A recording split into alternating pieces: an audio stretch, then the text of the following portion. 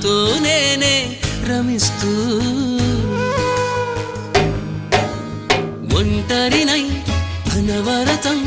కంటున్నాను నిరంతరం కలల్ని కథల్ని మాటల్ని పాటల్ని రంగుల్ని రంగవల్లుల్ని కావ్య కన్యల్ని ఆడపిల్లల్ని జగమంత కుటుంబం నాది ఏకాకి జీవితం నాది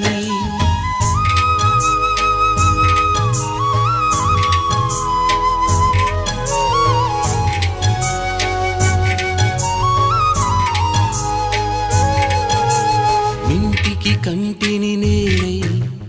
కంటను మంటను నేనై ఇంటికి కంటిని నేనై